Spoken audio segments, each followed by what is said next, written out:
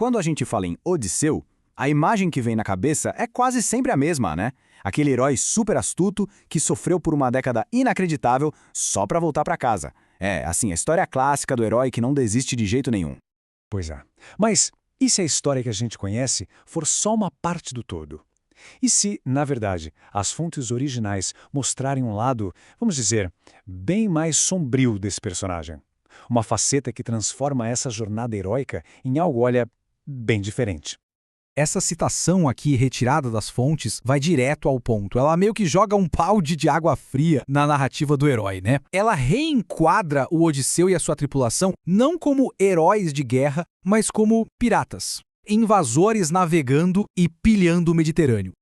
E o mais impressionante é o que eles fazem logo que a guerra acaba. A atitude deles não é a de soldados exaustos que só querem ver a família de novo. Não. Na primeira parada, na ilha de Ismaros, eles já agem como verdadeiros conquistadores. E isso acaba virando um padrão de comportamento. A fonte descreve um procedimento que é brutal de tão simples. Eles chegam num lugar, como Ismaros, saqueiam absolutamente tudo que podem, matam as pessoas e simplesmente vão embora, como se nada tivesse acontecido. Zero respeito por quem eles encontram pelo caminho. Ah, claro, não dá pra negar que eles também sofrem. Eles são devorados pelo Ciclope, por exemplo, e em alguns momentos eles são sim as vítimas. Mas o contraste é gritante. De um lado, o sofrimento que eles passam, e do outro, as barbaridades que eles cometem, como a pilhagem de Ismaros ou a tremenda falta de respeito ao comer o gado sagrado do deus Hélio. E aqui que a gente chega no ponto principal. A conclusão da fonte é muito clara. Mesmo que eles sofram de vez em quando, na maior parte do tempo, são eles que estão causando a dor e a destruição. Eles são os agressores na maior parte da história. E isso nos leva a um ponto que é fundamental para entender essa história. Nesse mundo, os deuses não ficam só olhando de camarote, de jeito nenhum.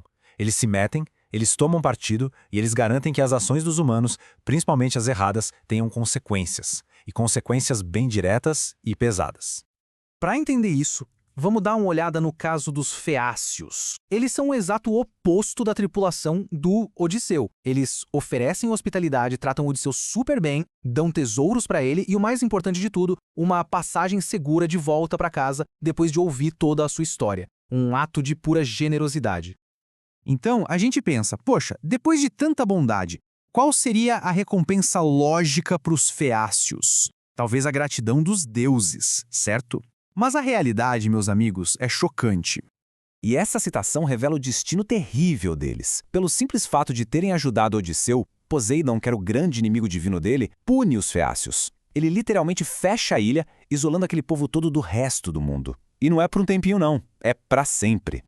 Isso mostra, de um jeito bem assustador, uma regra duríssima da justiça divina nesse universo. A culpa por associação. Os Feácios não fizeram absolutamente nada de errado. Mas ao ajudarem o inimigo de Poseidon, eles também viraram alvo da fúria do deus. É que, na perspectiva de Poseidon, a história é outra. Para ele, Odisseu não era nenhum herói nobre.